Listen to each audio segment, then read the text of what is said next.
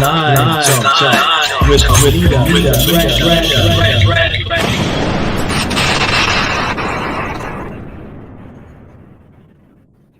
Instagram, can you all see the monitor?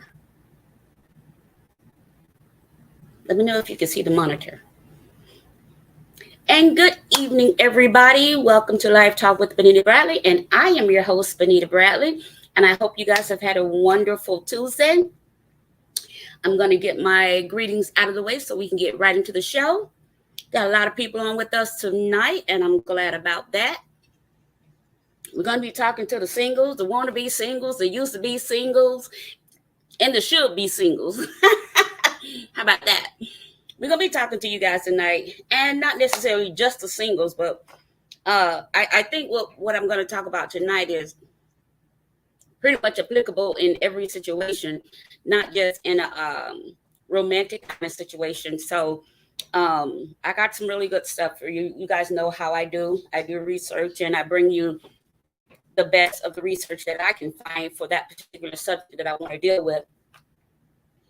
And tonight I'm not going to be alone, so some of you that might come in late, you may have to catch me on the replay. So when you want to say something, make sure when you go to comment, it says allow StreamYard to use my name or comment or something, and then I'll be able to see it and put it up on the screen, okay? Otherwise, I won't be able to see it and use it, and I can't see your name. So I don't know who's talking to me, okay? So you have to give me permission to see who's talking to me. All right? All right, so let's start over here with you guys. Instagram, can you guys see the monitor?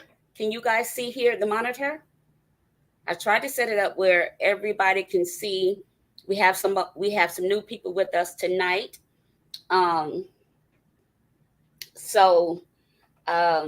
This is my first time having them with us, so I hope they're going to be patient with me.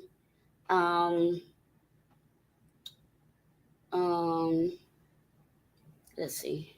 Am I supposed to press something? Oh no, it says I'm talking. Okay. So good evening, Instagram.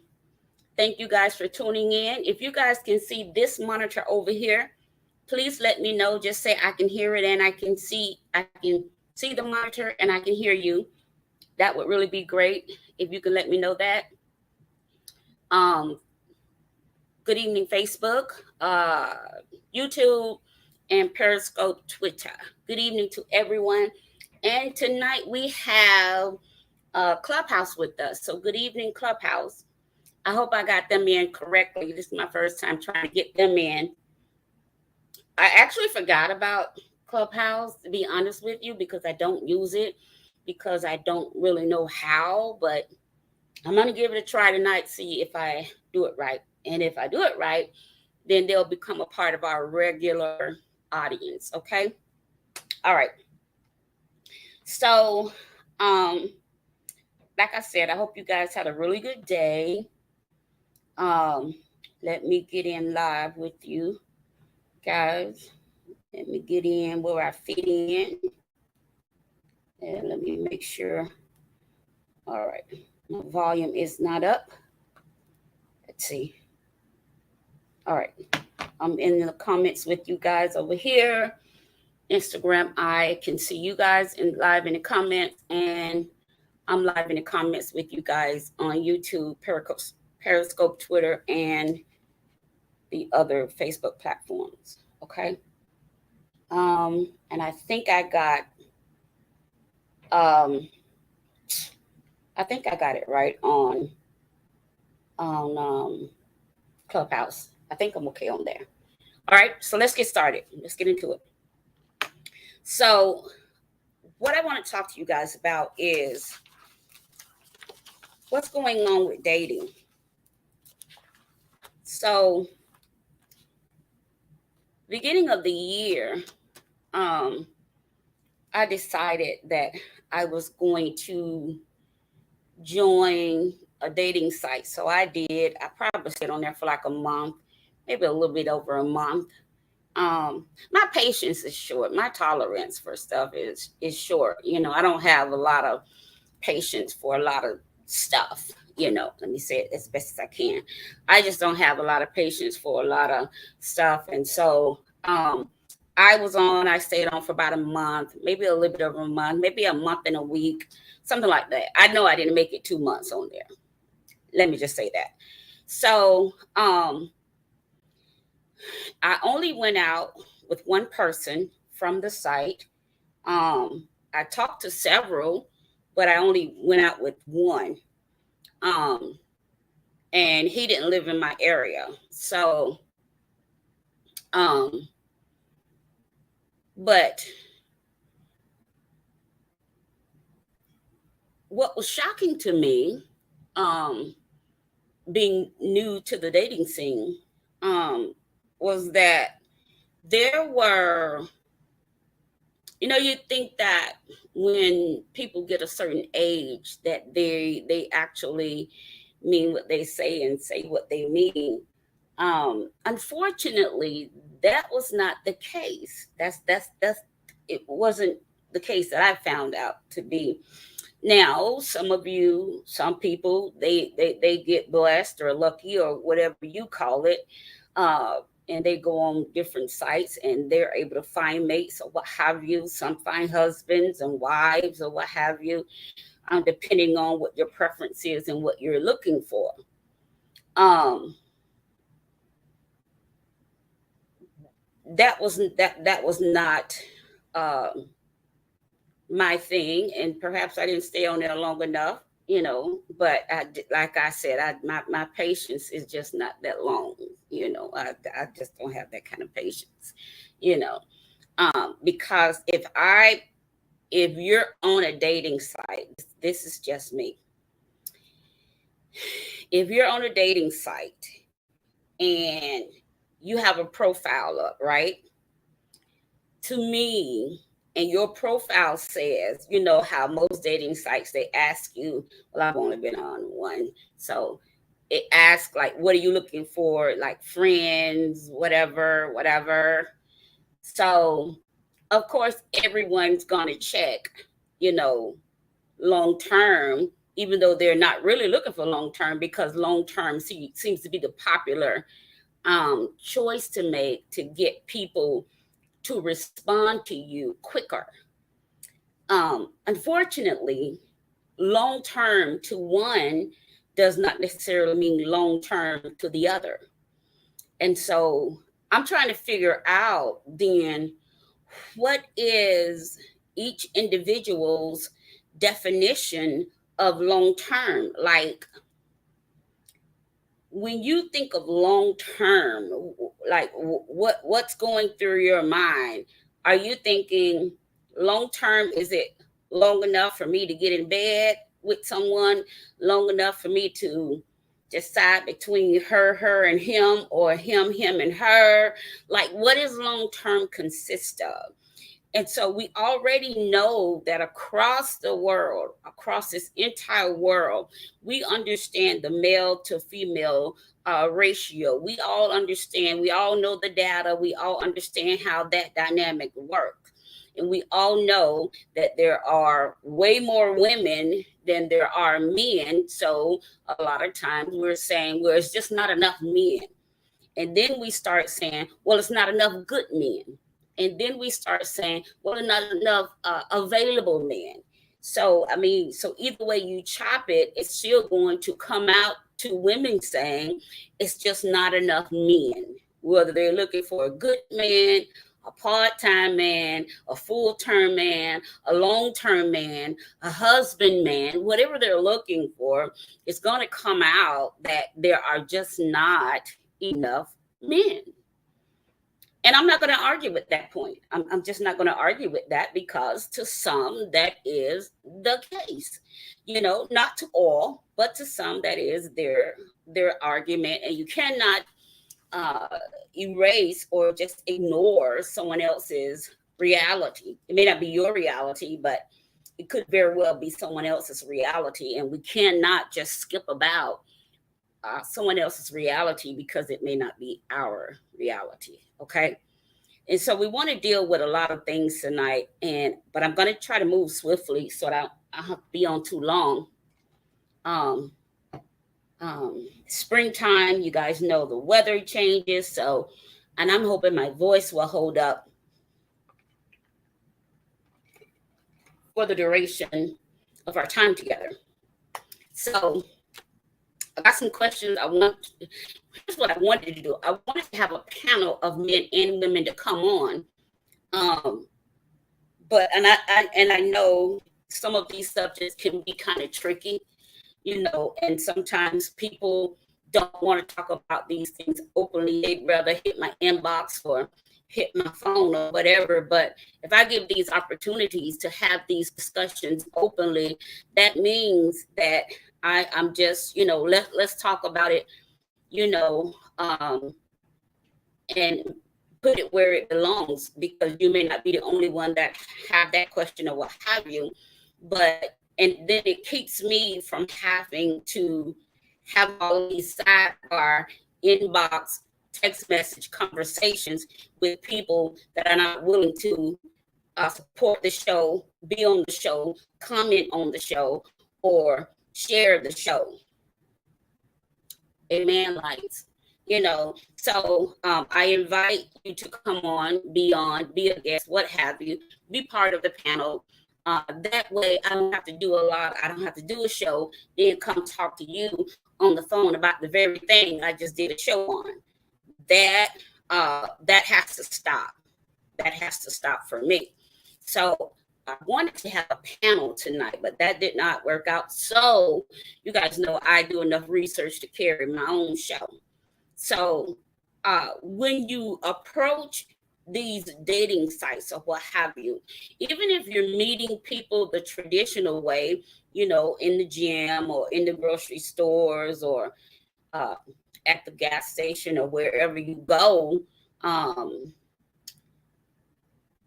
you still want to get a feeling for what they want. And most of the time, it took me a long time to understand this thing about how do they say, people showing you their representative at first. It took me a while to understand, like, what are they talking about? Like, what is a representative? That took me a long time to figure out. So once I understood that, then I understood that they were saying that people will present anything that you tell them that you're looking for long enough to get you. And then when they feel comfortable enough, they let the real self show up. So I don't necessarily tell what specifically I'm looking for, because I don't want you to switch off who you really are to become what I'm looking for.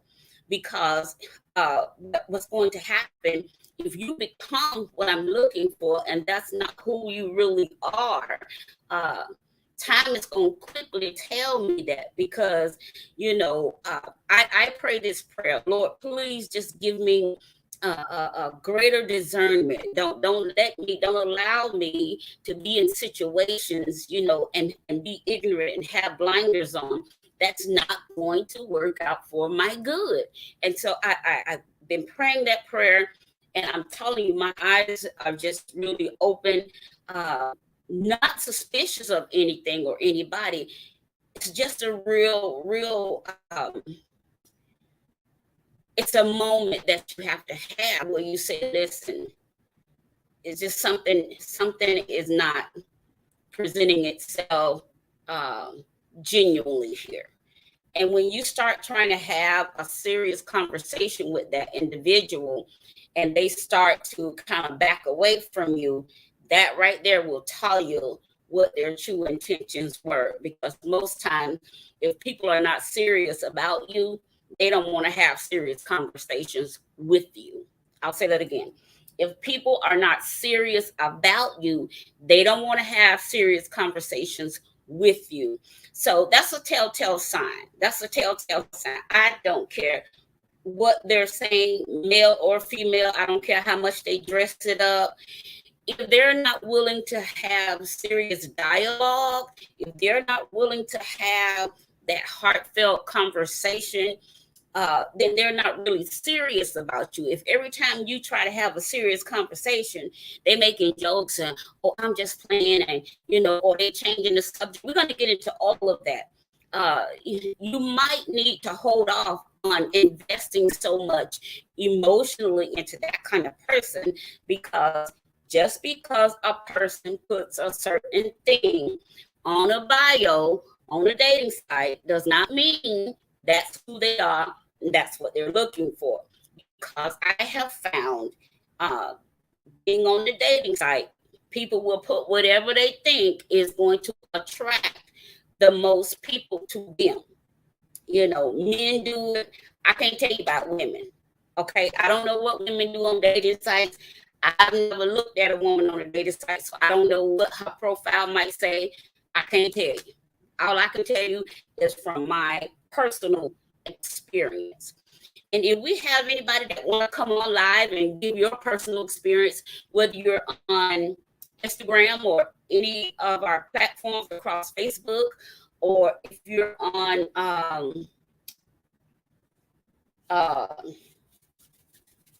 Clubhouse, I welcome you guys up. I'll bring you in and let you have your say on this subject. Because when we're talking tonight about, are you single by choice? Because that's just, you're really not ready for monogamy. You kind of just out there, but you don't want to say that you're out there because you don't want to look bad. Or are you single by force? You just can't find what you're looking for because, let's just admit it. The dating pool is polluted. It's polluted. I just can't see how people are finding a lot of, I don't know, maybe I shouldn't say that, but anyhow, I just, certain things I just can't see. I can't see. So my question then, again, because I don't deal with men, I don't deal with women in that capacity. Are men really ready for that committed monogamous relationship that will lead to marriage? A lot of men are saying, yes, I am, yes, I am, yes, I am, yes, I am, yes, I am. They're putting it on their profile. They're proclaiming it from the mountaintop. But then when you start having interactions with them and start having dialogue and conversations with them, you start finding out that it was just a bunch of malarkey they put out there on their bio to attract more women. But the truth of the matter is they're really not ready. They're just not ready. In a lot of ways, they're not ready. Some of them are not ready in a matter of being mature enough. Some of them are not ready physically. Some of them are not ready emotionally. So we're going to talk about that one too. Some of them are not ready mentally, psychologically, financially. Some of them don't have a stable place to live. It's so much that goes on. And if you're not careful, as a woman, I can only speak from my perspective and from my experience, you'll give up and say, you know what, bump it, because you run into so many. I'm 54. I'll be 55 in August. Okay. I'll be 55 in August. And so I'm thinking that men in my age group, and you know what you want. You ought to be settled by now. You should know what you want. But I promise y'all, they still playing games too. And it's just like, so like, at what point do you people grow up? Like, when do y'all grow up? Like, for real. For real. When do y'all grow up?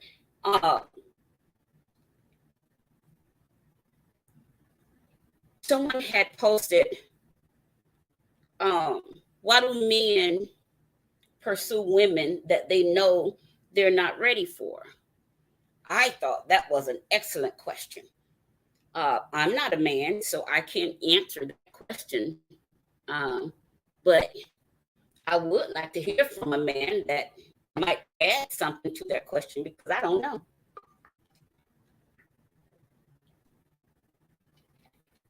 I don't know why they do that. I have no idea.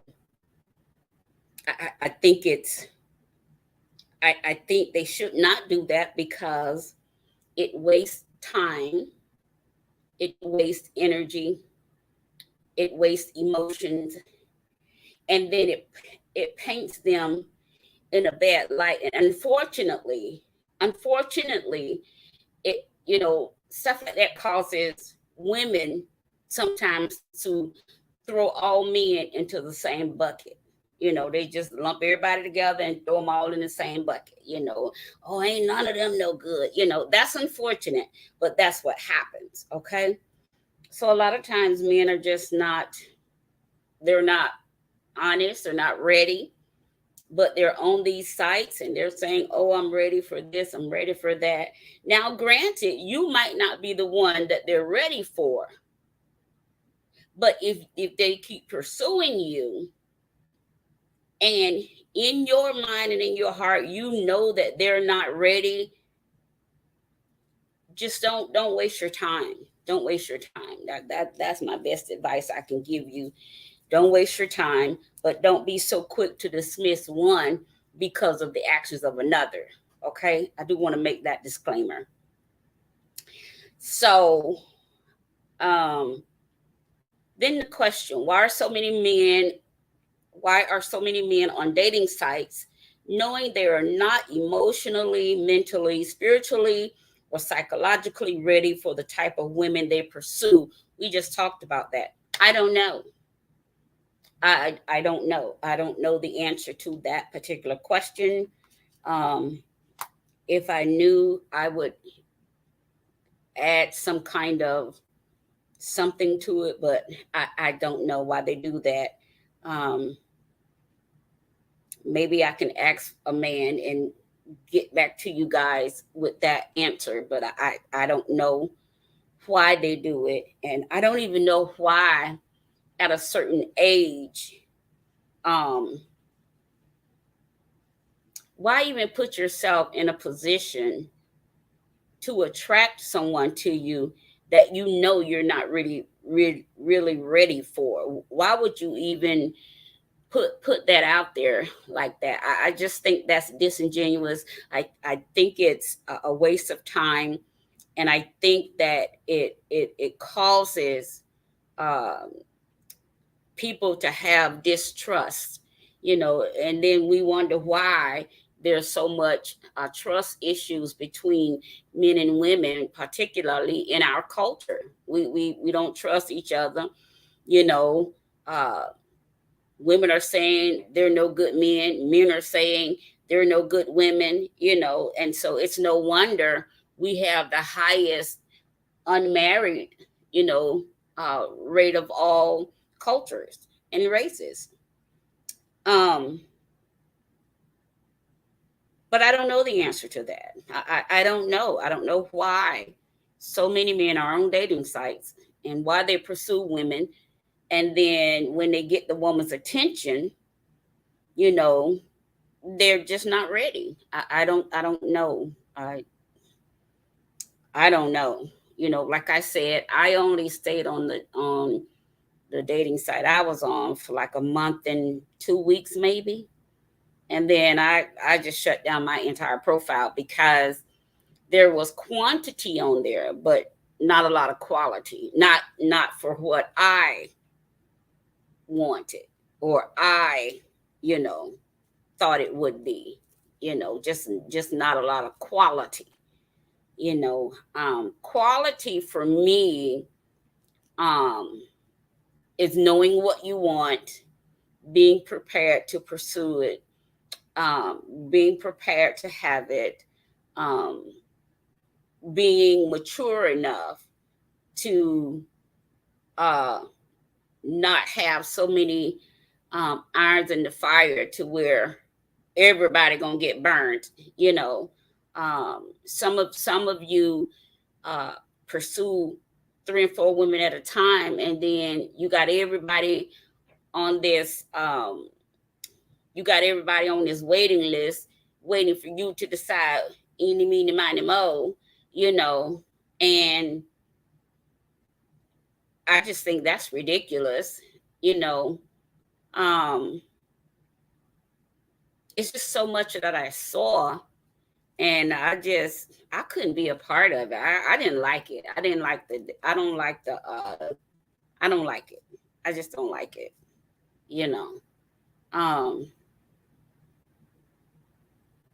But hey, to each his own. To each his own.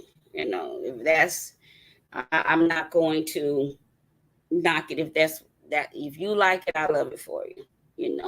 It's just not for me. It's not for me because I don't have the patience for it.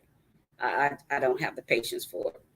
And they'll beg and beg and beg for your number. They'll jump through all kind of hoops just to get your phone number. And then they're so inconsistent. It's like, I wasted a good phone number. I shouldn't have gave you my number. But the thing is that when we start talking about making commitments and stuff like that, I'm not the kind that's just gonna make a commitment to anybody, not without conversation. That's not me. I don't know what people are used to or what have you, but I without communication, I just can't do it. And I'm not talking about, we talk once a week or once every few days, and that we consider that being we're working towards a relationship. No, we're not either. No, we are not. I'm single. I don't know what you got going on, but I'm still single, and so I just think that we have to take a step back and we have to re-examine how we deal with one another on this, I guess, dating scene, what have you. So one of the things that comes up a lot,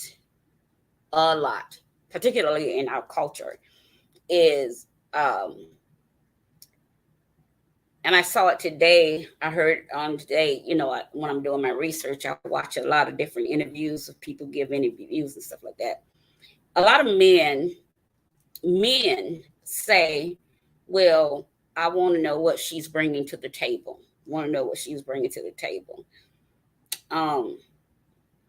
Some men say, that doesn't matter to them.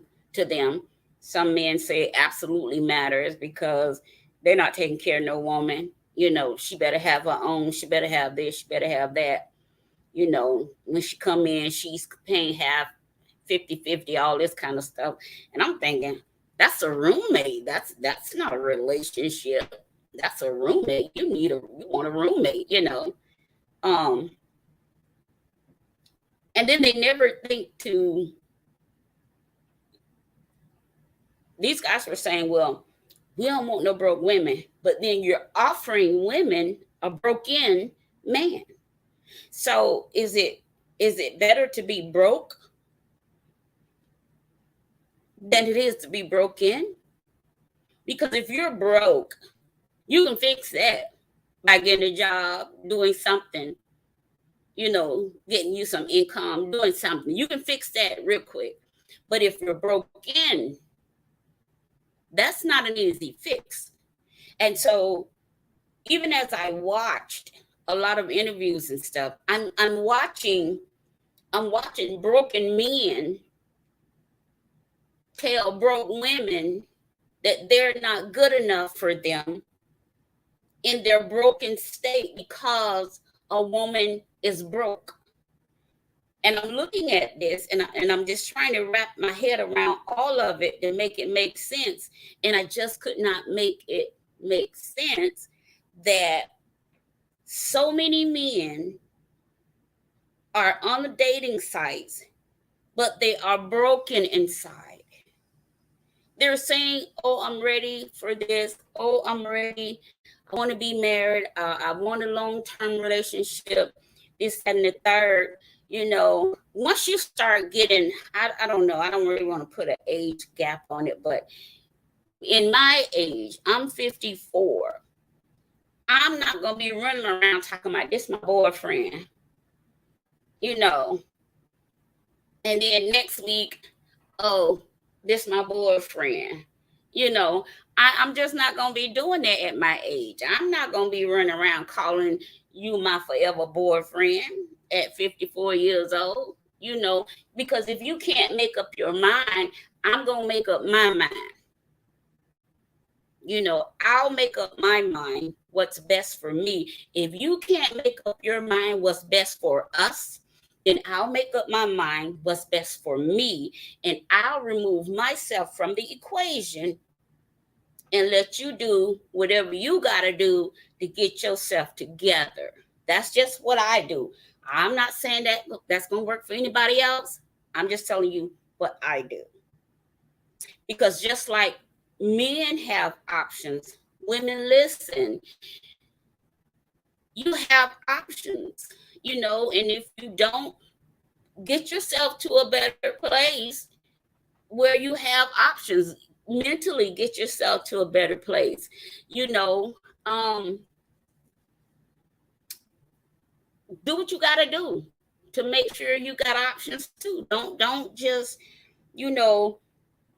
have one egg in one basket, and then you just stuck on the shelf, wait for somebody to determine whether or not you good enough to be with. No, we're not doing that no more. We did that before, times past. We don't do that anymore, because your time is precious. You're precious, you have the power to manifest whatever you want. And if you don't want to be somebody's long-term girlfriend, and if something happens to that individual, you listed as a special friend, you at the funeral as a special friend. No, we're not doing that. No. So men, you guys need to step up. If you know you're not ready for a particular type of woman, stop going after her. Go after what you're comfortable with. Stay operating your lane. If you still about those games and you still on this play level, operate within your means, operate within that level of your mentality, operate where you are, stay in your lane, you know, uh, don't get over here where grown women are, because we drive at a different speed over here. We do things differently over here. We understand things differently over here. We comprehend differently. We see things differently. And we say things differently. We respond to things differently. We discern things differently over here. Now, if you still want a little girl, you go where the little girls run wild. But over here, you can't do what you do over here in the grown woman section, what you do over here in the kiddie section. You can't do that. And I'm not talking about age. Age is relative. So I'm not talking about age. I'm talking about mindset, mentalities. That's what I'm talking about. Because some of you are in your 30s and y'all are very, very mature. Just let me say that. Some of you men are in your 30s and y'all are very mature. Y'all handling your business. You're handling business. You know how to talk to a woman. You know how to treat a woman. You do what you do. And then some of you men are in your 50s and 60s, and you all don't have a clue.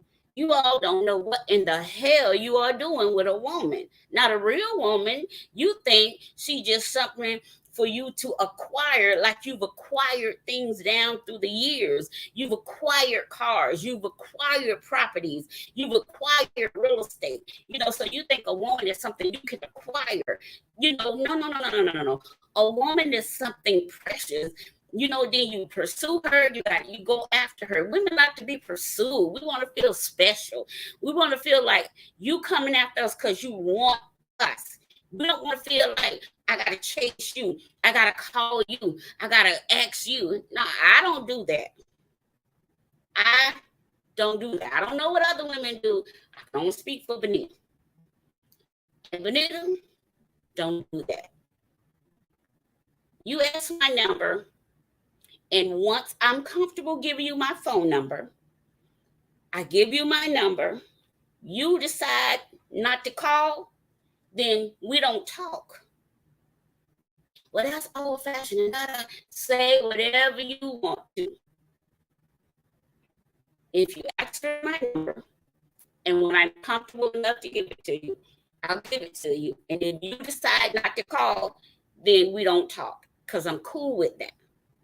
I'm cool with it. And women, you all have to stop feeling like it's something wrong with you when you give a guy your number and he don't call you. Stop feeling like it's something wrong with you. Stop feeling like it's something you did wrong. Stop feeling like it's something you said wrong. Stop feeling like you wasn't good enough.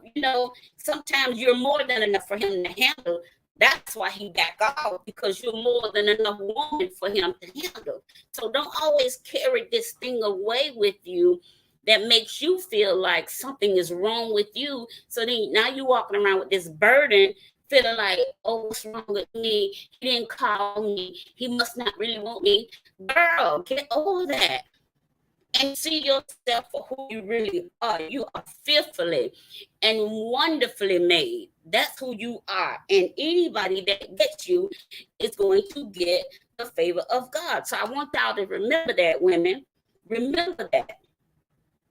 And so we have this thing now, everybody, oh, what you bringing to the table? What you bringing to the table? What you bringing to the table?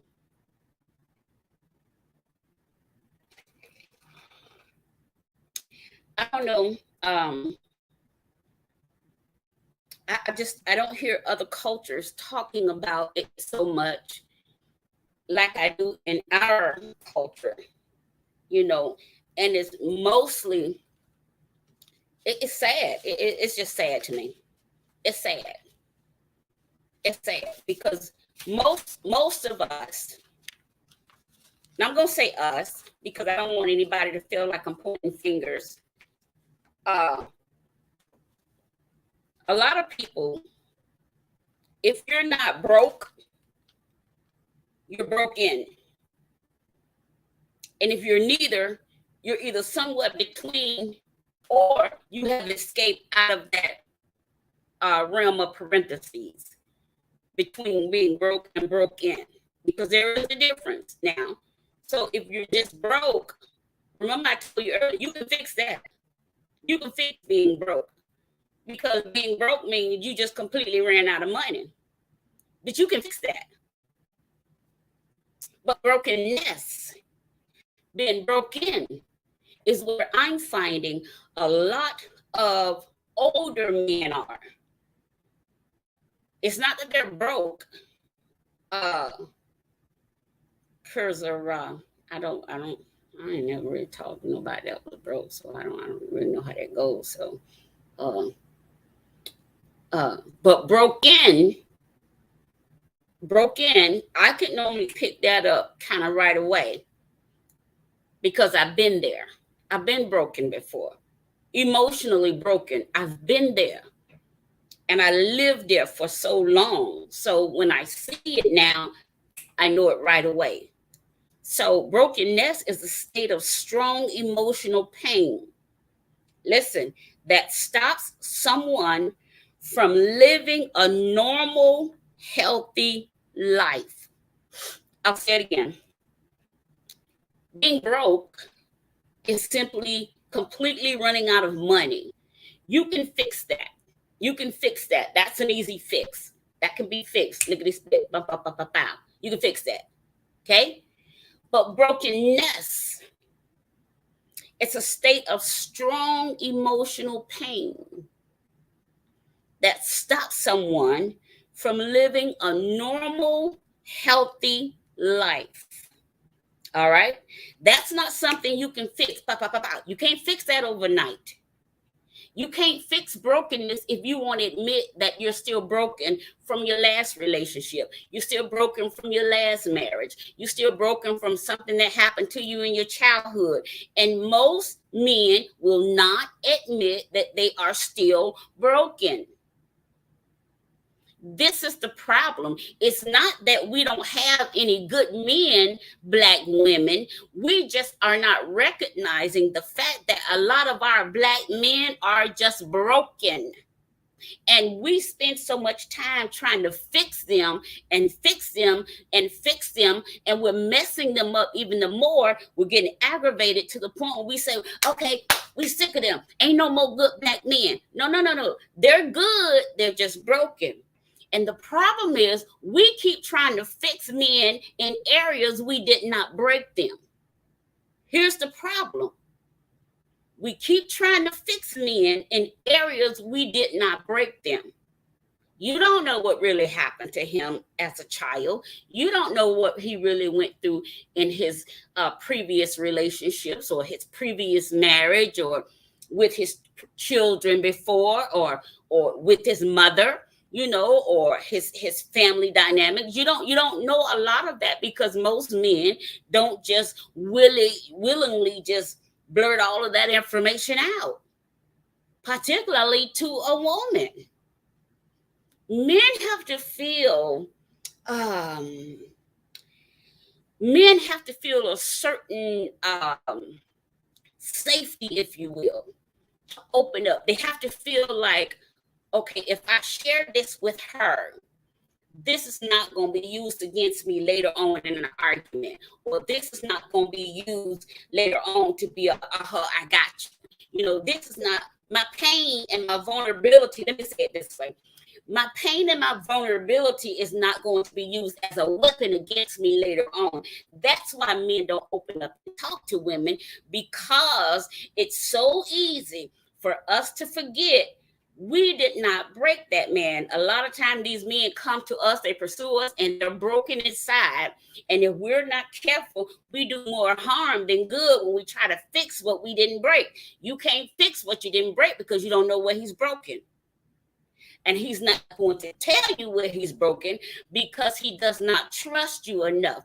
Not that he doesn't trust you specifically, he just doesn't trust enough to divulge that kind of information. Why? Because he's broken inside. He's broken.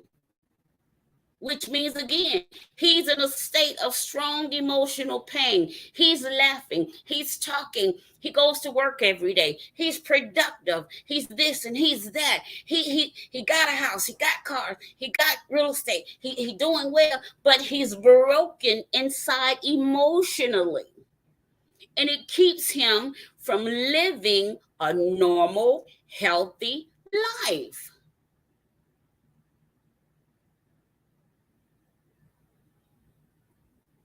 And then that causes him, more than not, to be unavailable.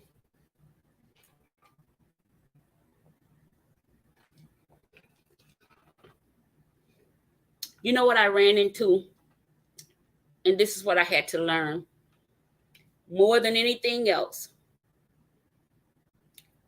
I kept running into men that were financially more than stable, were highly educated from the outside.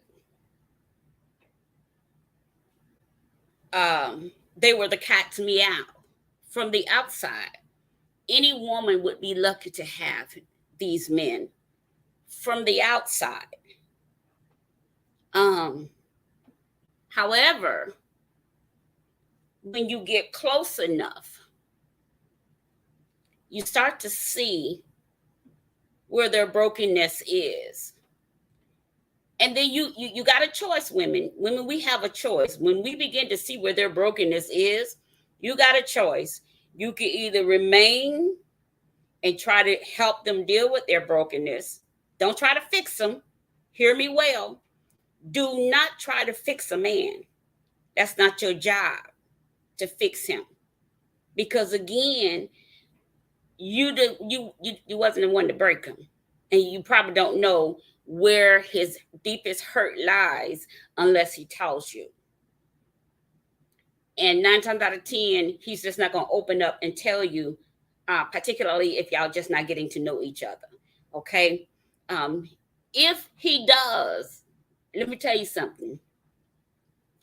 You got to be skilled, women. You got to be skilled.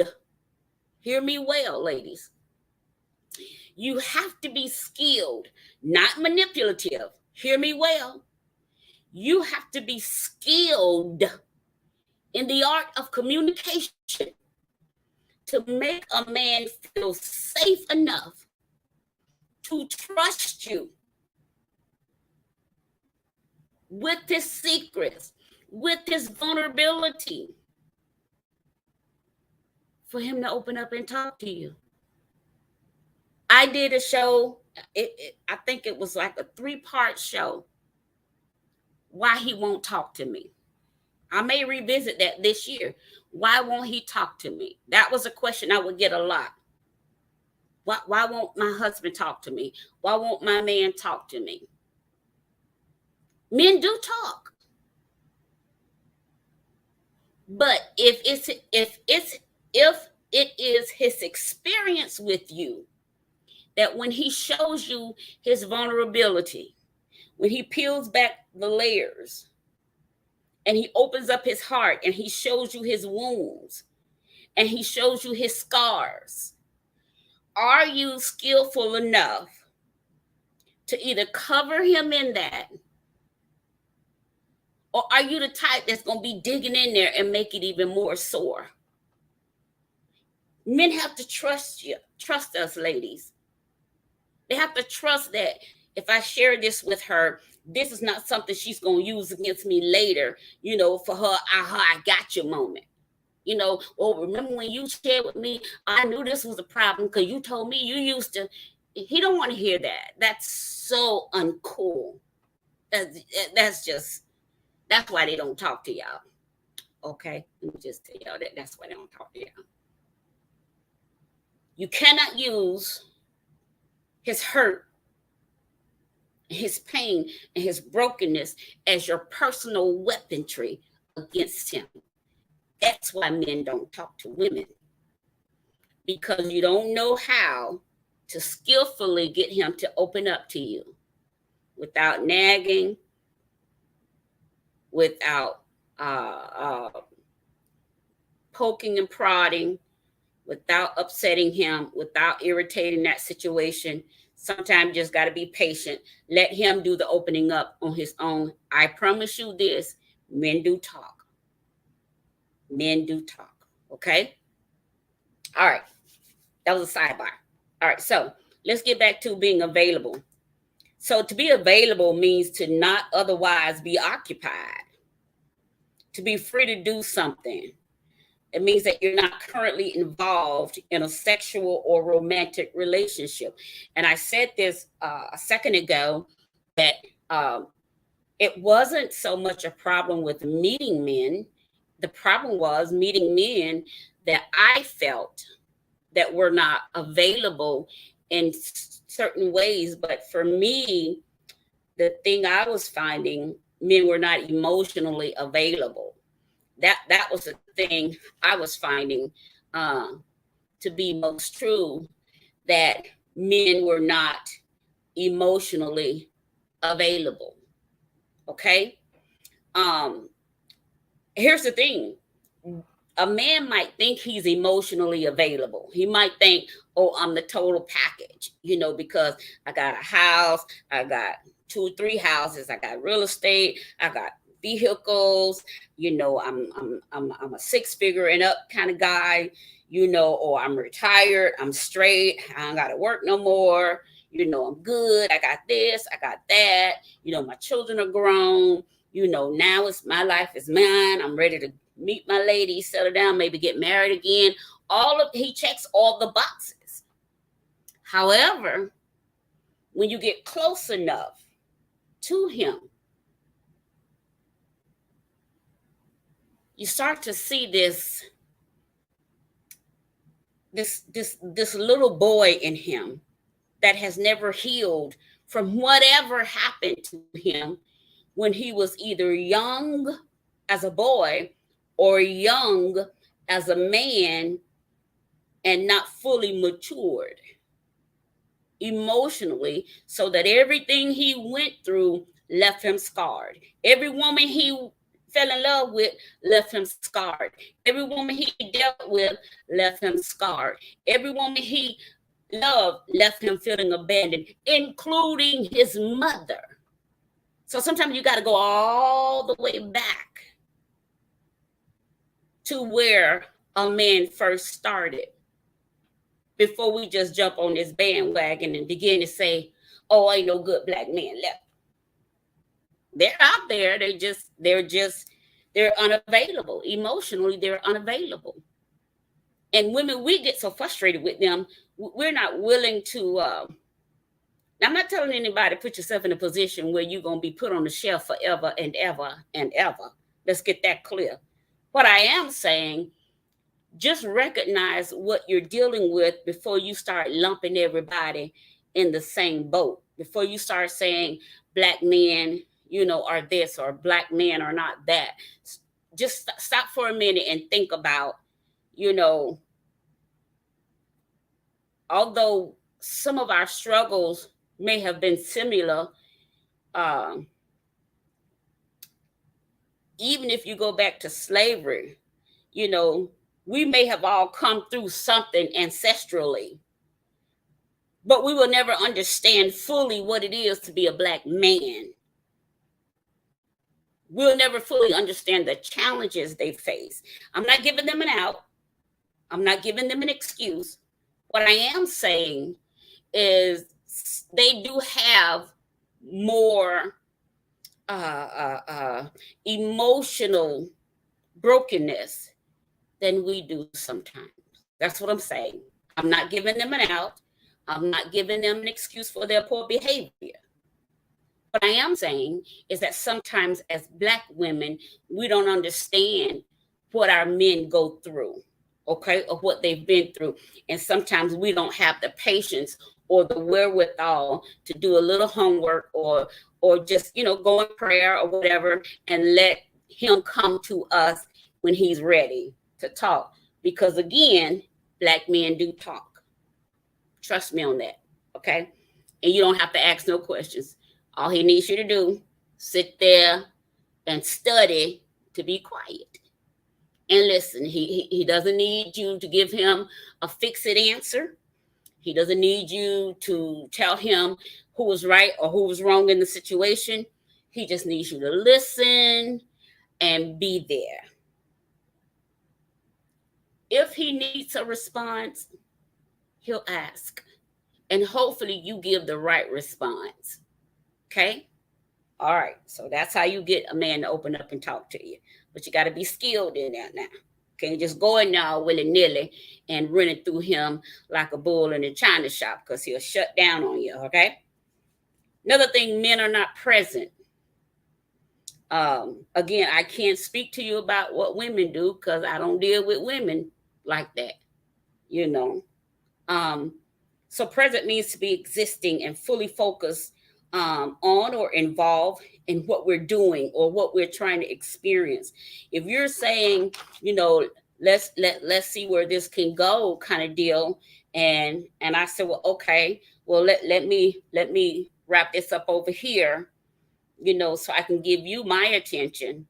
And if I wrap this up over here, and I focus my attention on you, but then you're not really ready, then I'm going to be pissed at you because now I don't wrap this up and came over here to you and you ain't really ready for nothing. Because again, women have options too. If y'all be honest. Now, y'all know me. I'm a little transparent, a little too transparent for some of these women. But anyhow, women do have options. We do have options, you know. So, and some have more options than others. All right. So, how do we know if we're dealing with someone that's emotionally unavailable to us? We don't want to wait until we fall in love and get all, all butterflies and all tingly, and we can't wait to talk to that person. And, you don't want to get to that point, then realize this person is emotionally unavailable to you. You want to see this kind of thing early.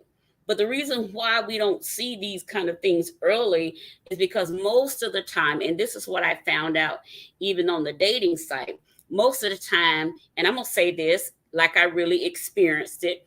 And those of you that talk to me on the dating site, if you're watching, don't get in your feelings, okay? Because I'm not talking about you. And if I am talking about you, then you know there's something you need to fix when you talk to the next woman, particularly a woman like me. So what happens is, before you can even get to know a man good, he's already introduced the sexual dynamic, into the relationship. He's already ready to have that conversation before we even know what each other look like in person. For me, that's a turnoff. That's a turnoff. Because again, I'm 54. And if I'm talking to you, you got to be mature too. So I don't do boys, so you got to be mature enough to be able to bring your flesh under subjection long enough to have a conversation that don't include sex. And that's what was happening. And I got turned off real quick by that. I get turned off real quick by that, because you can get sex anywhere.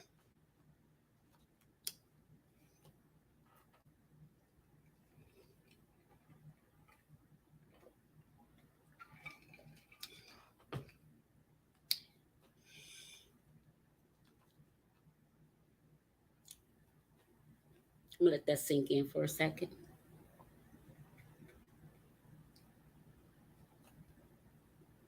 Y'all okay? Everybody okay? You can get sex anywhere. You can be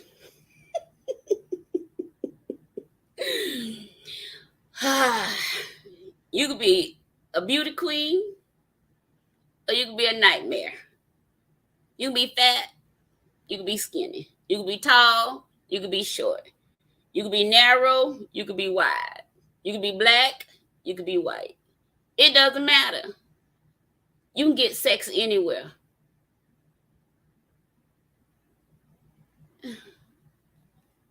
You can. And so when grown men try to introduce the sexual dynamic to me before I even get a chance to meet you in person, that's a turn off. That's such a turn off to me. It's like, child, get a hold of yourself. So, and then you also just showed me that any woman can have you because you don't have control over yourself. If you get turned on just by looking at a picture, and I get it, men are visuals, I get that. But if sex is the first thing that comes to your mind at your age, and you got on their biggest day that, like this one guy had on there, he specifically said, I'm not looking for, what do you call it, a bed buddy. I'm looking for a wife. Your first message to me was sexual in nature. So you got blocked. Because what you're saying and what you're doing, it doesn't match up. And I've learned a long time ago. When a man says one thing, but he does another, I learned to pay attention to what he does. My guy friend told me that. Guy I went to school with. He told me that. So the reason why we can't spot emotional unavailability is because we're introducing too many other dynamics too soon. Too soon. Nobody wants to meet for coffee anymore. Nobody wants to. This one guy, he was sending me messages, and he said, "Well, I don't do the dating. I don't take a woman out. I don't pay for a woman food. I don't do none of that unless we go in together." Huh? How old are you again? Like, how do you get to know somebody? So you just think you're supposed to send somebody a message and they respond to you, and that right there means that y'all in a relationship now? Child, I ran into so much. I'm gonna have to share some of this stuff with y'all one day, but not tonight. Not tonight. It's just too much. It's too much. And because we introduce so many other dynamics into an initial conversation, we miss the fact that this person is not emotionally available to me. If I get with this person, I'm still gonna be single. You're gonna be a married single person. That's it. You're gonna have you a roommate. It's gonna be legal. You're gonna have a legal roommate. That's about it. So I got some notes here I want to give you real quick, and then I'm gonna wrap it up. What is emotional unavailability? An emotionally unavailable person has persistent difficulty expressing or handling emotions or getting emotionally close to other people. You know, sometimes it's not that people are bad people, but sometimes it's the fact that people have had bad experiences in life. Does that make sense? It's not always that people are bad people. Sometimes it's because people have had bad experiences that they never got over, because no one has ever challenged them on their behavior to say, hey, this is unacceptable. Hey, you need help. Hey, if you want to be with me, you got to go get help, because that right there is unacceptable. That's something we're not going to do. No, you need to go get help with that. You know, especially if it's someone you really taken a liking to. You know, you can't just throw everybody out with the bathwater all the time. That's not what I'm telling you to do. Okay? Neither am I telling you to stay in a situation so long till it hurts you to help somebody else now. This is where you have to use your discernment, use some common sense, okay? It is also someone who is emotionally unavailable. They may seem standoffish in general. They'll find it challenging to talk about their feelings, and they'll avoid certain topics or situations that involve emotional expressions. And as I'm reading this, I know some of you are saying, oh, I know somebody just like that. Or you may, you may say, oh, I'm like that sometimes, okay?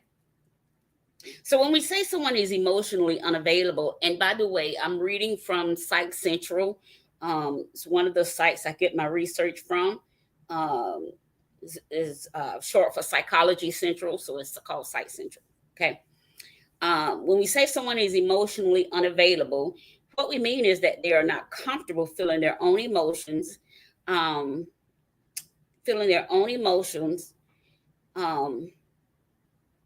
sharing their emotions with others, or being present and responsive to others' emotions. Okay. And I know a lot of you might say, okay, I deal with somebody like that. I didn't know what it was. I just thought they was trying to be funny, thought maybe they weren't really interested in me. or you may have thought you were the problem. And that's not necessarily the case. Now, this is mainly, I'm not saying men are the only ones that are affected by this emotional unavailability, but it has a higher classification in men than it does in women. Okay. Per the research. Okay. This is Dr. Lindsay Jernigan speaking. Okay.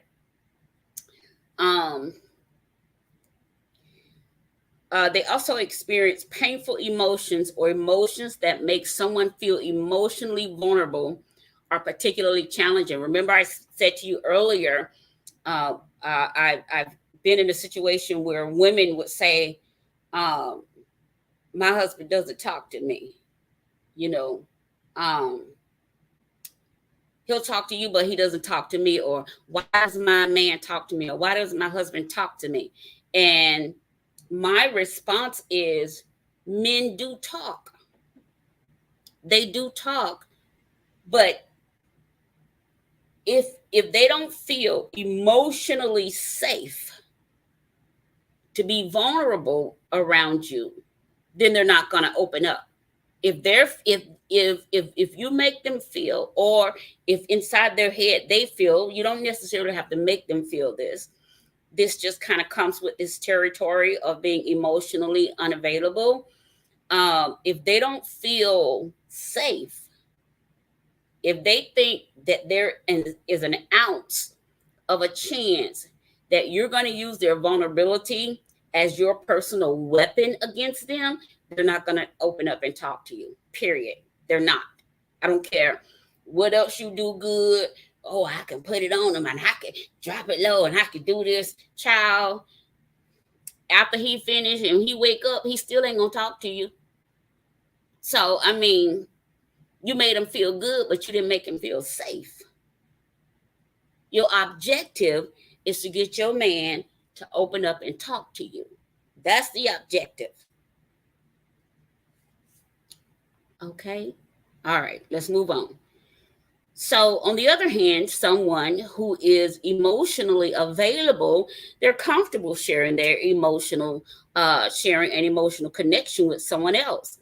And this includes emotional intimacy. I think the best intimacy to me, even beyond physical intimacy, is to be emotionally connected with somebody. Because if we're emotionally connected, we don't even have to be physically in the same room, in the same space, but I can feel you even if you're not near me. You can feel me even if I'm not even in the same room as you. We can feel each other. If we're emotionally connected, I think that's more sensual. This is just me talking now. To me, for me, that's more sensual than anything physical, because you can get physical with anybody and it doesn't mean anything. But when we start connecting emotionally and mentally and psychologically and through our intelligentsia, then we're on a different level. It's a different element introduced into our relationship now. But to just have a physical, availability, you can get that from anywhere. You can get that from anywhere, And so what we want to take away from tonight is, how do we recognize when someone is emotionally unavailable? How do we deal with that person? What do we do? And why is it that men are so emotionally unavailable? Okay. All right. So, emotional unavailability can impact all types of relationships. This includes romantic partnerships, close friendships, and acquaintances. By the way, y'all gotta stop calling everybody your friend, okay? Because everybody we call friends are not friends. So let's just say, start calling them people we know. That's what I'm gonna do. Parent and child dynamic or relationship, and business associations. Okay, while emotional Unavailability can affect anyone at any stage of life. Listen to this. Certain cultural, familial, and gender influences come into play. Many people, particularly male gender identified people, receive culturally reinforced messages that emotional vulnerability is weak. And in response, men develop these patterns of emotional unavailability in an attempt to live up to a cultural gender expectation. Why? Particularly black men were taught, suck it up, be a man, be tough, be strong. Men don't cry. So by the time they're grown, then we got to deal with men that are emotionally unavailable, emotionally detached from reality, from the reality of the fact that you said something to hurt my feelings, and I'm trying to tell you what you said, and you just totally void of the fact that that actually would have hurt somebody else's feeling had you said it to them too. So we're going to see how close emotional unavailability can be to narcissism, but there's a thin line there. Okay? So it's still a misconception that only men can develop emotional unavailability, or that all men are emotionally unavailable. Now, remember, I didn't say all, because that would be an unfair categorization of all men. First of all, I don't know all men. And women who say all black men are no good, that's an unfair categorization of all black men, because what we need to say and take accountability for, black women, if you're listening, the men I've chosen to deal with may not have lived up to standards. If we start saying it like that as women, maybe we'll stop being so angry with all men. Okay? And perhaps when you stop being so angry with all men, you have more options, because you'll be more inviting. You'll be more pleasant to talk to. Okay? Okay. So signs of emotional unavailability, they may look different depending on the situation and the person. But the common theme is that dealing with emotions is a challenge for the emotional unavailable person. They avoid intimacy. That's number one. Someone who's emotionally unavailable, they fear intimacy. Sharing their innermost feelings and thoughts with you scares them to death. Discomfort with vulnerability leads some people to distance themselves from their own emotional experiences, which makes it almost impossible to engage with others in a way that has emotional intimacy and depth. And you're thinking, oh, what's wrong with me? I thought he wanted me. And women, stop always making yourself the victim. Stop always making yourself the what's wrong with me kind of person. Sometimes a man's emotional unavailability has absolutely nothing to do with you as a woman. It has nothing to do with you as his counterpart. It's all about him. It's all about him getting some help. It's all about him being able to open up and talk about whatever he needs to talk about that's still hurting him, that's still holding him down, that's still bothering him. Okay, that's what it's really all about. It's probably not even about you, but as women, we're so quick to take on, a man's problem and make us the root of his problem, instead of allowing him the space and the time to work through his brokenness. He got to go to therapy for that. That's not something, because you start getting in there and poking around, and you don't know really where he's broken. You don't know when he was broken. You don't know how. You don't know the depths of the brokenness. And then you get in there, you start poking around with your one self, trying to fix him, which is not your job. I told you that in the beginning. It's not your job to try to fix your man, your husband, your significant other, your insignificant other, whatever y'all calling them these days. It's not your job to fix your man. Let God fix him, number one. And number two, let him go to therapy. Let him go to therapy without you first. Let him go get himself fixed, and then if need be, y'all go together. But sometimes we got to step back and let him get himself together emotionally.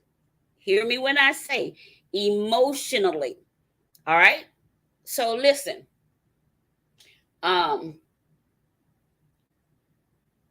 They also will lack physical affection.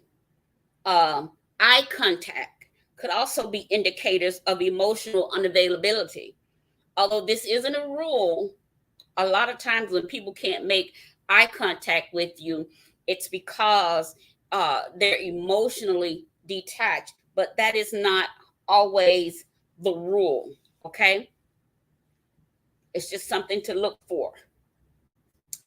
When loved ones dodge intimate conversations and situations, it might seem like they don't trust you, but in most cases, it's not a personal thing. Remember, I said, don't take it personal. Don't make it about you. Okay? They're used to relying on themselves and being self-sufficient. You may also find you hit a wall every time you try to get close to them. Every time you try to get in and budge your way in, they're going to close up even more. And so that takes us to the next one. They avoid commitment. Commitment is often difficult for someone who is emotionally unavailable. They want it, they desire it, but they can't. They just can't, because they can only go so far until whatever is holding them back, it snatches them back. For instance, they may put off, well, here we go. They may put off labeling your romantic relationship or initiating the next step, such as a marriage proposal. You know, sometimes women, we get more suitors than we know what to do with sometimes. And it's true, we do. However, the way I weed through them is by who steps up to the plate, who starts revealing himself more emotionally to me, who makes more of an emotional connection with me. That's how I start weeding people out, because again, women have options just like men do. And sometimes just because there are more women than men doesn't always mean women are fighting over the same men. Okay? That's not always the case for everybody. Some women, how can I say this? Some women have options to where they don't have to fight over a man. They don't have to worry about, being made to feel like they're not good enough for you, or good enough for you, or good enough for you, because they got so many options to where they don't feel like, well, what's wrong with me? To them, they're like, oh, so what's wrong with him? So I just wanted to put that in there. So women, stop putting this, making yourself, the victim. Okay. Stop putting that burden on yourself, trying to figure out, well, why he's hesitant to take the next step with me. What's wrong with me? Nothing. There's nothing wrong with you, So just don't do that to yourself. Okay. In a friendship, the person might hesitate to make plans, or they might cancel them often. They might also become uncomfortable if you express love for them or treat them as a confidant. Me, I've noticed some of my male friends, if I say, I love you, they'd be like, no, I'm not saying I'm in love with you. I'm saying I love you. and they don't know what to do. They don't know how to take that, you know, because men are so emotionally unavailable. Just a kind gesture scares them. It's like, I'm not in love with you. I'm not saying I love you as man and woman, like want to be with you. I love you because that's just me, you know, that's just me. If I'm on the phone with you and we talking, I'm like, all right, now I love you. That's just what I do. That's how I talk to people. You don't have to stop calling me because I say, all right, now I love you. I'm not saying I want to be with you. So this is what they're talking about. Sometimes it makes them uncomfortable when people express love to them, or when people express, try to treat them a certain way. It makes them uncomfortable. Someone who's emotionally unavailable, it makes them uncomfortable, and they'll back away from that person. And again, don't feel like the problem is you, because it's not. They have a problem accepting any form of intimacy. Any form. You could just be pure in heart and they'll have an issue accepting it. Okay. All right. So their apparent fear of commitment can leave you feeling, oh, wait, here it is. Their apparent fear of commitment can leave you feeling insecure about your bond with them. We talked about that so many times. It's not your deal. Don't you carry it. They might prefer having casual relationships. Watch this one, with multiple partners. Or they may end relationships if things start getting too serious. So if things start getting too serious, they're going to end this relationship, start with somebody else. If they get too serious over here, they're going to end that one. So they're going to always have a string of relationships, and they're going to always change soon as somebody want to get serious with them. And for that reason, that's why so many people are single, because so many people are emotionally unavailable. Okay. It's not because men are no good. And I need us to stop saying that, ladies. Please stop saying that about black men. Please stop saying black men ain't ish. Black men ain't no good. Black men this and that. Stop saying that. Perhaps they may not be, they're probably just emotionally unavailable, and you just might not be the right person to get them to open up and talk, and you got to accept that. Sometimes you got to know when to hold them, know when to fold them. You got to know when to walk away, know when to run. You just got to know what season you're dealing with. So the next thing is they get defensive easily. An emotionally unavailable person tends to respond in a defensive way, or they might blame you or someone else for their problem. They find trusting others a challenge. Remember, I keep telling you, don't wear the blame for something you didn't do. Don't do that to yourself. Don't let nobody put that on you. Don't let a man put you in a position where, everything is because of something you said or something you did. No, honey, you need to go back and talk to your mother. You need to go back and tell whoever hurt you that they hurt you, or you need to go to therapy and work this out with a therapist. And then if I'm still available, when you get through with that, you come back and holler at me. But what we're not going to do, we're not going to put this on me, because this is not something I'm going to carry. Period. Okay. All right. So, while the emotionally unavailable individual may react to a situation, they usually won't want to tell you how they really feel about it. Until they trust you, they won't open up to you. Okay. Ladies, you want a man to open up, you got to be skilled and wise enough to build trust with him, to let him open up on his own. Why you don't ever talk to me? Who you talking to if you ain't talking to me? Right there, that's not gonna cut it. You think that's gonna make him talk to you? No, sweetness. All that's gonna do is make him close down even the more. But if you just put it out there, well, I'm here. If you ever want to talk, I'm here. Just put it out there and leave it alone. Leave it alone. But what we do, especially women, we just push and push and push because we want to talk. We want to know what's wrong with you, and we want to fix it, and we want it done right now. So we push and we push and we push and we push. And then when our men explode, then we be like, oh, I don't know what's wrong with him. He crazy. No, you just should have left well enough alone. Just leave him alone. When he's ready, he'll talk. Well, why would you say that? Why would you tell women to just put up with that kind of behavior?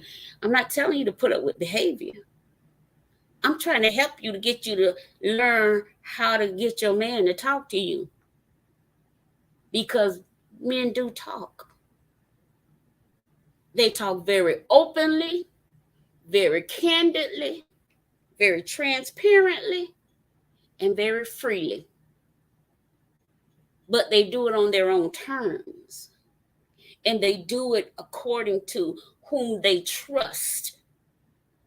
If they trust you, if you make him feel safe enough to where, I'll say it again, to where he knows, not he thinks, he has to know that you're not going to take his pain and use it as your personal weaponry against him later on. He got to know that beyond the shadow of a doubt. If you ever want a man to open up and talk to you and show you who he really is and show you his vulnerability and show you his pain and show you his brokenness, show you where he hurts, you have got to be a woman he can trust. Women, we got so much power, but we've been using it wrong. And that's how come, particularly in our Black culture, that's how come we keep bumping heads with our men. Because we've been using our powers wrong. We've been using our energy wrong. We got so much. We should be walking in our feminine energy so much until any man that comes in contact with us, he feels so much of that feminine energy. He feels the nurturing. He feels the trust. He feels the love. He feels the security that comes from us until he voluntarily opens up. Without the nagging and the pushing and the prodding and the beating and the attitudes. And you calling your mama and your girlfriend and you're talking about him over here and you're talking down to him, and then you got to run to the church and tell the church people, girl, you're using your power wrong. That's why y'all men don't talk to y'all. Okay. You got the power, but you're using it wrong. And I'm not talking about the power between your legs either. That's a different kind of power.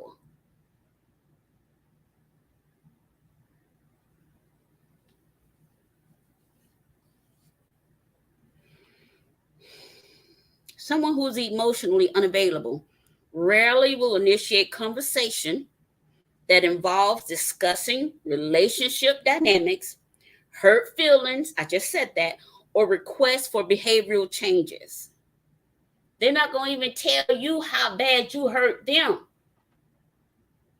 They'll go along to get along until that explosion happens. You know that quiet before the storm? I'm like that. I have that quiet before the storm. You know, it's not always a good thing because you don't never know how much a storm gonna tear up when it hits. And a lot of men are like that. They're that quiet before the storm. They're gonna take it and they'll take it and they'll take it and they'll take it until one day they just can't take no more. I don't know what's wrong with him. I don't know why he just went off like that. I don't know. Girl, yes you do. Stop lying. You know. You know. You know. Just because he hasn't said anything doesn't mean he's not hurting. Doesn't mean he's not in pain. And check this out. You probably are not even the real source of the pain. The pain probably was already there long before he even met you. But because, again, we don't use our feminine energy and our power and our intellect and our discernment for the right way and the right reasons, women, we miss a lot of signs in our men. Okay. Okay. Let me move on. Let me finish. They aren't available, period. If you tell them you need them, emotionally unavailable people, they're not going to be there for you. They're going to run the other way. You can tell them, oh, well, tomorrow I'll be in the hospital. I'm having a heart transplant. They're not going to be there for you. They're just not. They're not going to call you. They're not going to text you. They're not going to check on you. Why? Because they're emotionally unavailable, period. They're just not available to you physically, emotionally. They're not available to you at all. Stop trying to make people available to you that does not have the capacity to be available to you. So if you tell them you need them, they're not going to be there. They're going to run the other way. Sometimes they are literally nowhere to be found, even when you just want to talk. Okay? Or they might stick around, but they'll tend to minimize your emotional expressions. Oh, it wasn't that bad. What I said wasn't that bad. I was just joking. Well, no, you wasn't that. No, I didn't take that as a joke. You know, oh, well, you just had a little light heart replacement surgery. You know, you didn't die. You know, everything's become light or minimized by them. They could also try to change the subject or withdraw from any type of emotional conversation. You know, hey, I need to talk to you about something really serious. And they'll be like, oh, you watching the news? You'd be like, what? I just told you I need to talk to you. You turn around and ask me, did I see the news? Okay, whatever. That's a person that's not emotional, psychological, mentally. They're just not available to you, period. Okay? Someone who's emotionally unavailable might persistently want to keep topics light. They don't want to talk about emotional stuff with you. They don't want to know how you really feel. They don't want to know how they make you feel. They don't want to talk about anything emotional.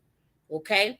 Even when you tell them you need to vent or something happened to you, they don't want to talk to you about that. Or if you need advice about something, they're only halfway listening. They're not really listening so they can give you good advice. They're listening so you can hurry up and shut up. And so that part of the communication can be over. They might not even empathize with your feelings because they tend to turn you off emotionally and they lack insight. People who are emotionally unavailable might also exhibit low empathy. The inability to understand or share someone else's feelings. That's what low empathy is. And ladies, listen. You can have a bad day, right? You call your man, you want to talk about your bad day. He don't want to talk about your bad day. That's not the time for you to just go off on him. He might not be there emotionally. He might just not be emotionally at that point where he can handle his bad day and your bad day. Or his emotional stuff and yours. So what I think we have to do, we have to stop looking at everything through our eyes only as women and start looking at it, try to look at it from different angles and say, okay, well, maybe he had a bad day too. There are other people you can call. I know we want to be able to call our man, for everything. But if you're dealing with a man who is emotionally unavailable, he just can't, he's not going to be that for you.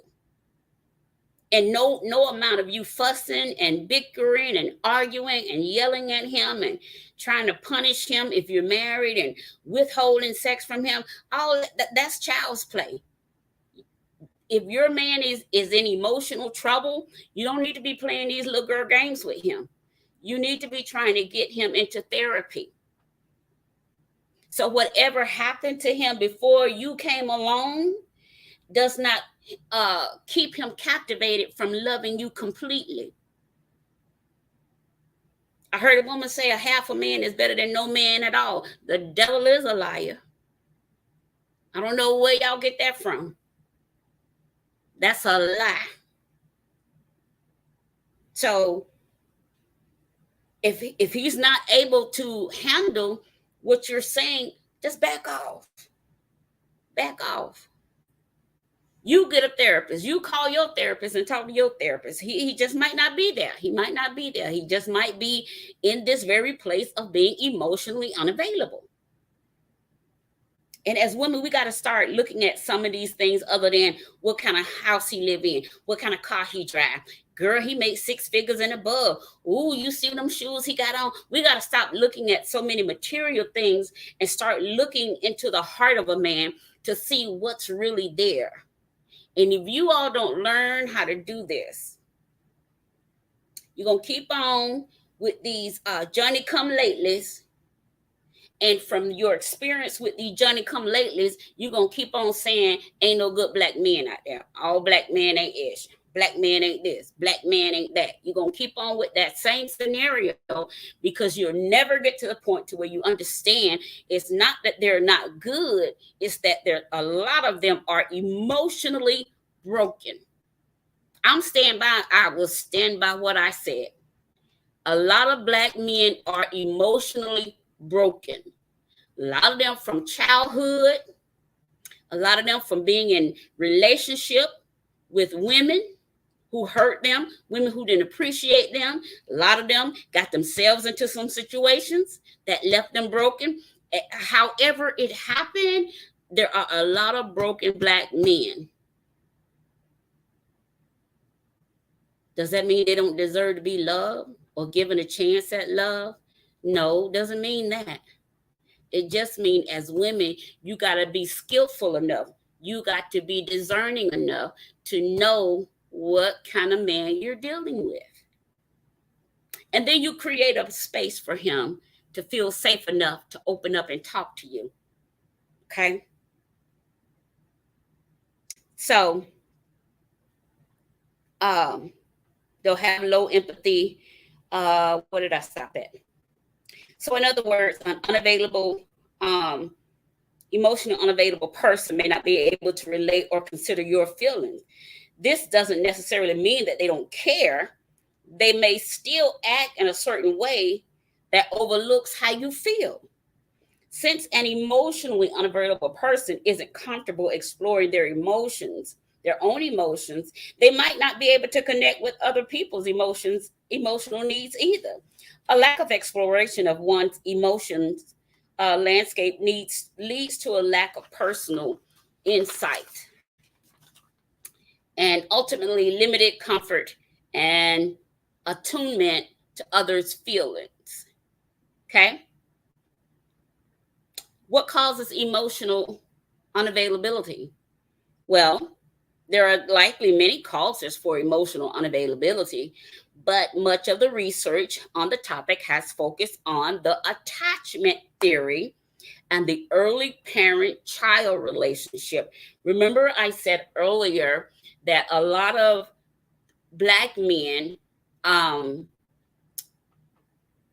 have been broken since childhood, but no one has taken the time enough to deal with them, because as soon as we see a man acting in a certain way, particularly if he's acting kind of nonchalant all the time, we just automatically assume that he's a narcissist, or he doesn't care, or he ain't about nothing. We'll blow him off. We chuck him over there in the pile with everybody else. We assume that we ain't no good. But what if we found out that this man was emotionally damaged from childhood? No one ever noticed that. He didn't really notice it. And it took you to come along in his life to point that out to him in a way, in a way, in a way, not a judgmental way, but in a way that caused him to trust you enough and feel safe enough to open up to you and say, this is what happened to me. This is what hurt me the most. This is what left me scarred the most. And then if you care about this person, your job then is to try to get them into counseling and therapy, because I can't fix what I didn't break. I don't know how to fix you. It ain't my job to fix you, particularly if I did not break you. And ladies, you got to stop acting like you misfix it. That's not your job. A man he don't even want you to come in trying to fix him. That's where y'all messing up at. That's why he won't talk to y'all, because you come in and you're trying to fix him. You're trying to make him do something he's not emotionally ready to do. Okay.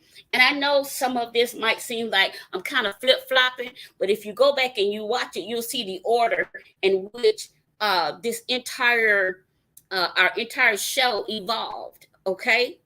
Because if we don't learn to evolve together, we're going to always be the highest culture of people with the highest number of unmarried people, period. We're going to always have the highest number of divorce, period. We got to do something different. So childhood attachment to caregivers may play a key role in emotional intimacy. When caregivers deny affection and emotional support, or they reprimand their child for emotional expressions, boy, go sit down. Stop holding on to me so much. Stop all that crying. Go in your room. Go watch TV. That children tend to repeat that pattern of behavior in their adult relationships.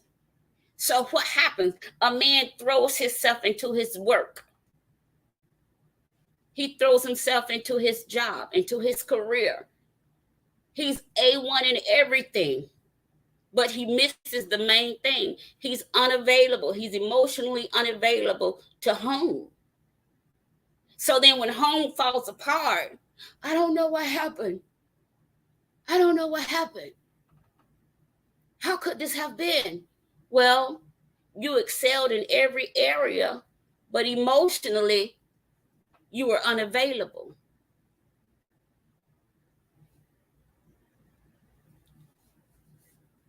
The home is nice. The vehicles are nice. Everything is nice, except for the relationship, because you're emotionally unavailable. And that comes from a lot of times children who don't experience adequate responses to their emotional needs may be more likely to develop an avoidant attachment style. And that's why I always say, even my children are grown. I don't know where there's a written rule that says, well, when they get a certain age, you got to stop showing them any affection. Just cut them off altogether. Don't hug me. Don't tell me you love me. I won't tell you I love you. Don't call me. I won't check on you. You don't check on me. Don't text me. I don't text you. I see you when I see you. What? Where we get that from? I don't see that in other cultures. And trust me, I've been around other cultures. And I don't see that. I only see it in our culture, where we think it's just great to cut our children off at certain ages, whether it be financially, emotionally, psychologically, mentally, whatever, emotionally. We just think is a rule that we cut them off. So then they're left out there. So any Tom, Dick, or Harry, Sally, Mary, or Sue can come along and infiltrate any emptiness that they have inside of them. Because as parents, aunties, uncles, mothers, and fathers, and grandparents, we did not give them the love and the emotional attachment that they needed. Y'all can hear me or hear me not. So this means they'll tend to be more independent physically and emotionally and have a harder time getting intimate with others or relying on them. You got everything you ever wanted. You can buy anything you want to buy. Your pockets are so deep, they like a whale. However, you're unhappy. You're unhappy because you're emotionally unavailable. The sad part about it is this. Women, if you don't learn how to talk to a man, you will never get him to talk to you. I will say this until the cows come home. Black men do talk. They do open up. They do share their pain. They do share what's hurting them. But women, we got tools. We got power.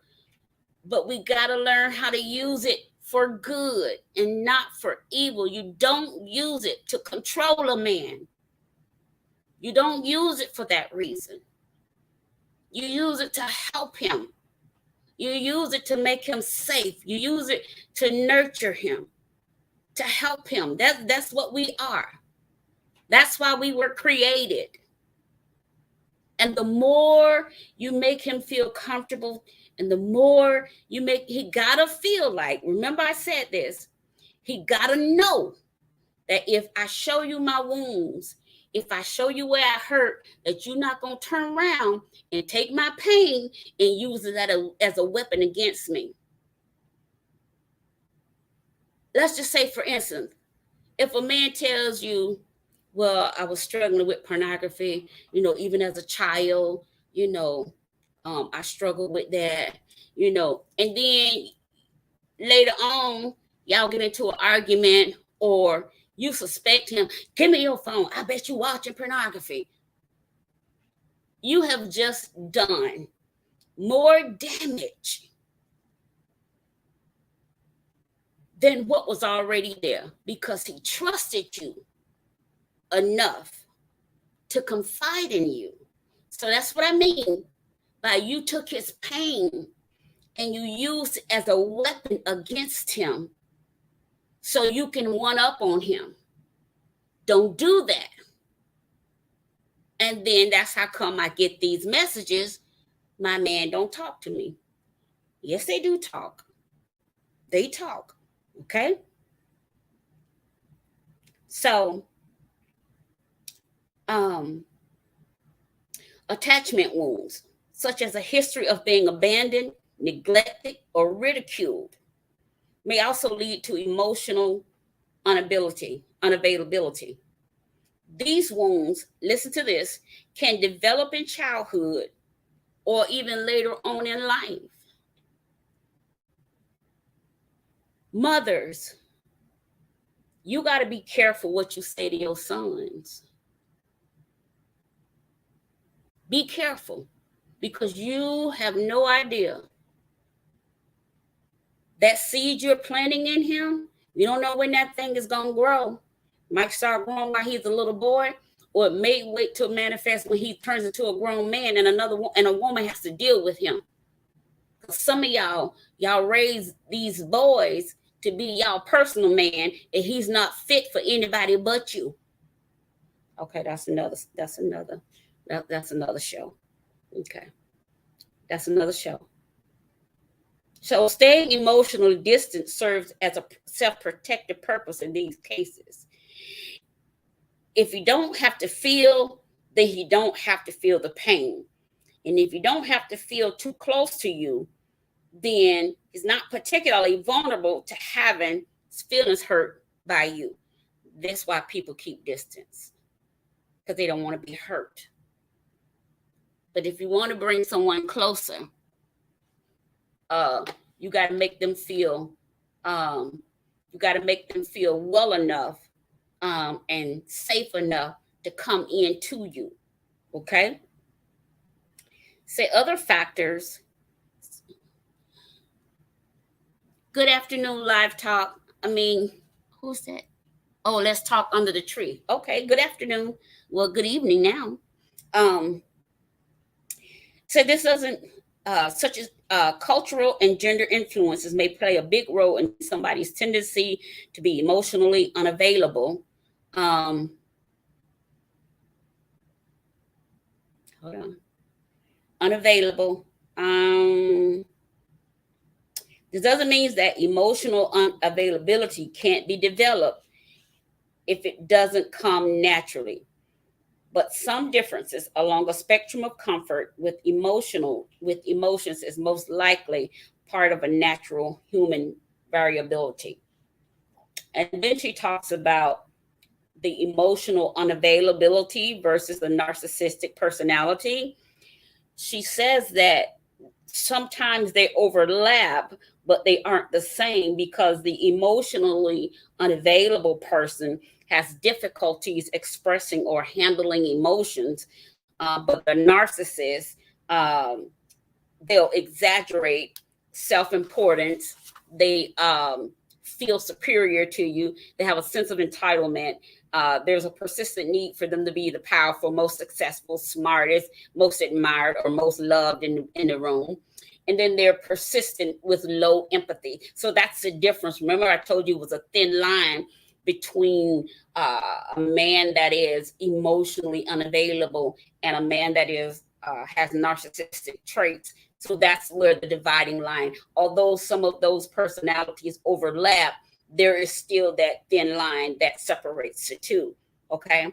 And so sometimes relationships can be challenging when one person is emotionally unavailable. It's not something you can fix for them. Remember, I kept saying, women, you can't fix a man. Stop trying to fix these men. You will not build a bear. Stop trying to do that. And every time you try to fix a man, you do more harm than good. Okay. Because you end up poking around in areas that you don't even know where the man hurt. You don't know if it started in his childhood. You don't know if it started in puberty. You don't know if it happened when he was in college. You don't know if it happened when he got married. You don't know if it happened from his first girl. You just don't know. And you end up poking around because you got to be the one to fix them. And you got to be the one to tell everybody, oh, if it weren't for me, he'll still be da-da-da-da-da. So you got to learn how to take your hands off of it sometimes and just leave it alone. Leave it in God's hands and let the man go get some therapy. Okay. All right. So sometimes it's not for you to fix them, nor is it something that they can quickly and easily change about themselves. Why won't you just do better? Well, he's trying, but he can't. Because right now, emotionally, he's unavailable. Emotionally, he's broken inside. He might not even know it until you get close enough to him to where he starts feeling something for you that makes him realize that he was broken. Sometimes a man can go a long time without having to deal with his emotions because there's nobody in his life that makes him feel the way you did. But when you come along and you bring your little one self into his life, and now he's starting to feel something for you, and that wakes up his emotional side. So now he's like, oh, wait a minute. Something else is going on in my heart. I'm trying to, this is what I want. I know this is what I want. I want her. I know this. I know I want her. But there is like a tug of war, not between her and another woman, but there's an internal tug of war. And if we're not wise enough as women to see what's going on, we'll throw away a good man and move on to something else. Okay? All right, y'all. So if you're in a relationship with someone who is emotionally unavailable, it's important to understand that this isn't something that they can just turn back on at will. It's not something they could just bow, bow, bow, bow, bow. Ooh, okay, I'm better today. No, it don't work like that. This is a case of mental health professionals. This is what it is what it is. And they have to go and they have to yield themselves to the process of healing. They have to yield themselves to the process of psychotherapy, which is just talking, and counseling. It could take months, years, whatever. It depends on how deep their pain go emotionally. You could very well consider for yourself is this the type of relationship I can wait for? If not, then move on. Don't feel bad. Don't hold yourself to something that you don't want to be in. If you know you don't have the real capacity for it, then move on. Just tell the person, I can't do this with you. You might hurt them, but in the long run, you'll save yourself. Okay? All right, guys. So that's all I have for you tonight. I hope I said something that really helps you all, men and women. I got through everything I wanted to say. Normally I don't. I normally cut myself off, but tonight I just let it go so I could finish everything because we have guests coming. Not tomorrow, Thursday. Thursday we have guests coming Thursday. So I wanted to go ahead and get through everything that I had to give you guys on why are we single? Are we single by choice? Because people are just not ready for a committed monogamous relationship, or are people still single by force because there's just nothing out there worth looking for? Somebody said the dating pool got pee in it, so I mean, I don't know. I jumped in it and jumped right back out, so and still got options. So I mean, women, we gotta be smart. We gotta be wise. We gotta be diligent. We gotta walk in our femininity. Exercise the power that's in you, but don't use it for wrong. Don't use it for control. Use it for discerning. And if you see something, say something, but don't say it in such a way to where you tear a man down. Okay. Our job is to always build. I don't care if it's male, female. Your job is to build people up. Don't tear them down. All right. So next month, I do want to tell you guys, I do have my date for my gamma knife radiation surgery. I'll be sharing that with you. So I have that's scheduled for next month. So I'll be sharing that, telling you guys about it. I already showed you guys a video of the procedure. So maybe I'll go back and visit that. It's on a Thursday. So maybe, I don't know. I have to look at, see if we have guests already scheduled. If I don't have guests scheduled for that Tuesday before, I'll do a replay and show you the videos of the actual procedure so you can see exactly how the gamma knife radiation surgery is done. Okay. The video I'm going to show you is exactly the procedure that's going to be done on me. There's going to be like 200 rays of radiation coming in at one time to make a fine line straight into the brain where the rest of the tumor is. Okay. So that's the only way they can get it out. They cannot go back in again safely and get the rest of it out. So we've gone in twice to get out the same tumor and to keep it coming back a third time and having to go in the third time. We're going to do a procedure called gamma knife radiation surgery, hopefully to kill off the rest of the cells of the tumor to make it not grow back again. Okay. So I'll be sharing that with you guys as I go along. And those of you that like me enough, do keep me in your good prayers, because sometimes people don't like you. And if you don't like me, don't pray for me. What else I want to tell you? Oh, also I want to tell you about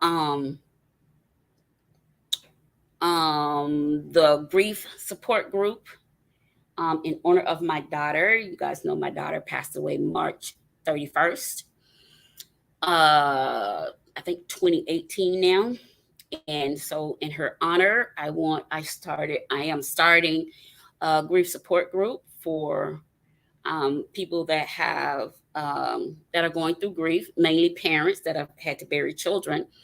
Let me see, I think I have the flyer here. Let me put it up for a second so you guys can get the information. Do I have that up here? Yep, I got it. Let's see.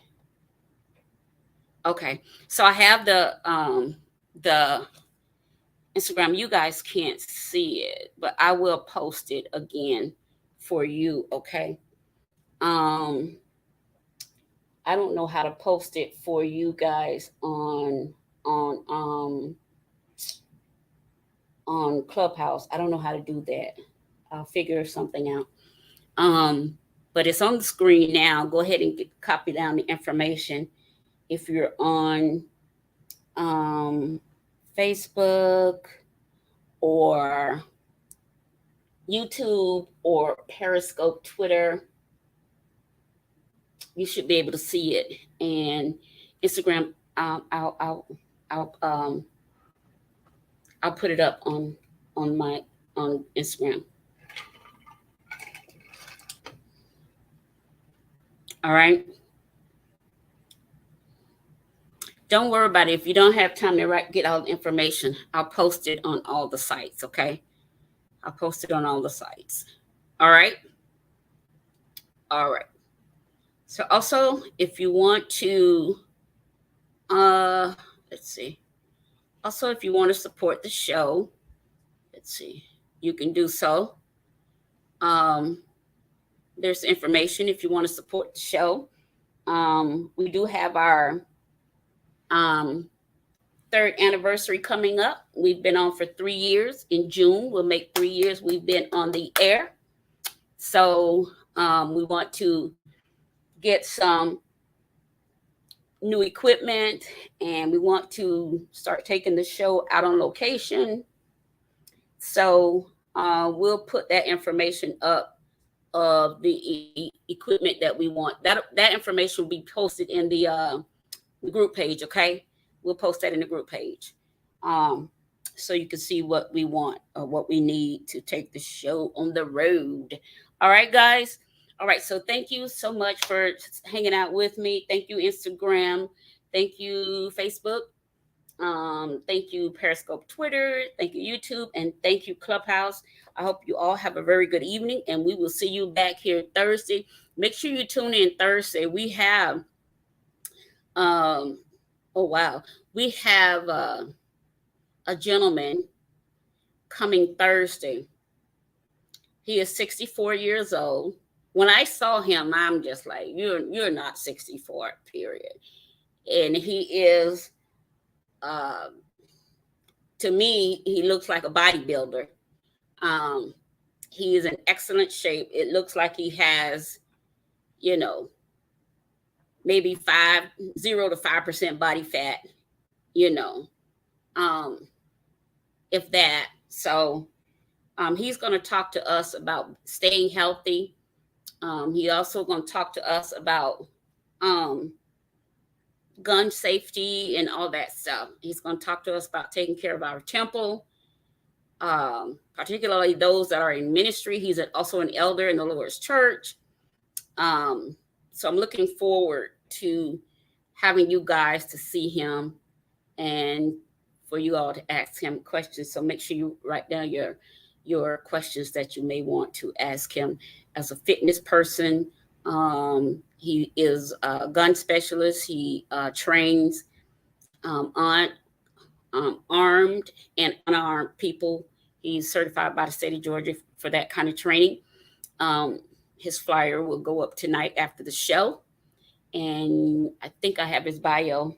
You can read about him as well after the show later on tonight. Okay. All right, guys. Thank you so much for staying with me. I love you all. And I hope you guys have a great evening. All right. Bye-bye.